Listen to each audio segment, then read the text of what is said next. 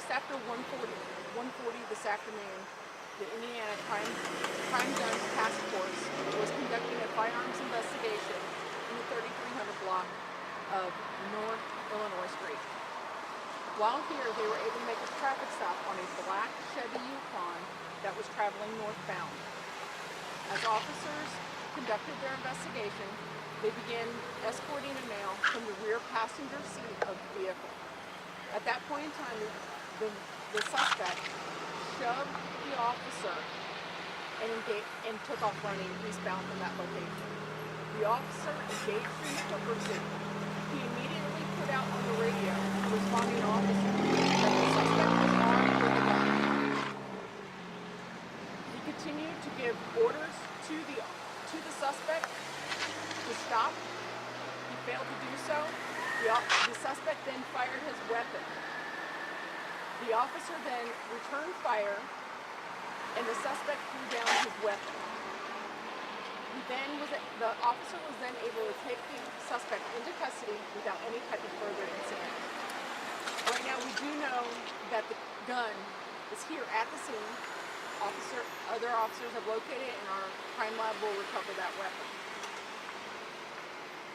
Preliminary information lets us know that no officers, no uninvolved citizens, and no suspects were injured by gunfire during this entire incident. This is still a very active scene. Our critical incident response team has responded here.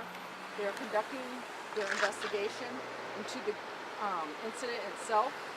They will conduct a criminal investigation for IMPD. The Marion County Prosecutor's Office has also responded to the scene. They will be consulted throughout this entire investigation. A separate administrative investigation will be conducted by our Internal Affairs Unit. And the one thing to note is that the officers were all wearing body-worn cameras at the time, and they were activated during this incident. These officers are with our Indiana Crime Guns Task Force.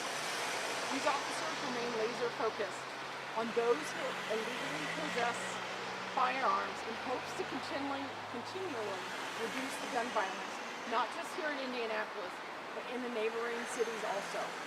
They work throughout all of Indiana. Do you have any questions? So it started out with 3 people were in the car. We know the one obviously was apprehended. We had another person in custody. The third one is unknown at this point in time. Are you guys actively looking for that? Right now it's still an ongoing investigation. The investigators will continue that portion of it. Right now our focus is on this location as other officers will continue that. Actually, that's still going to be determined. That's an investigative tool that we use to make sure we know all of our information. So this suspect was able to take out the car.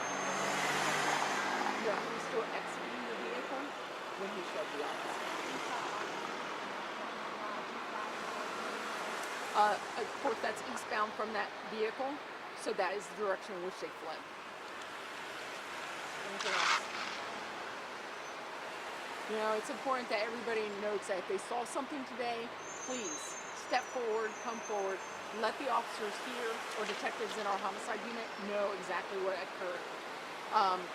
Another thing to note is that North Illinois Street is a very busy street. We understand that this is a hindrance to a lot of people trying to travel home right now.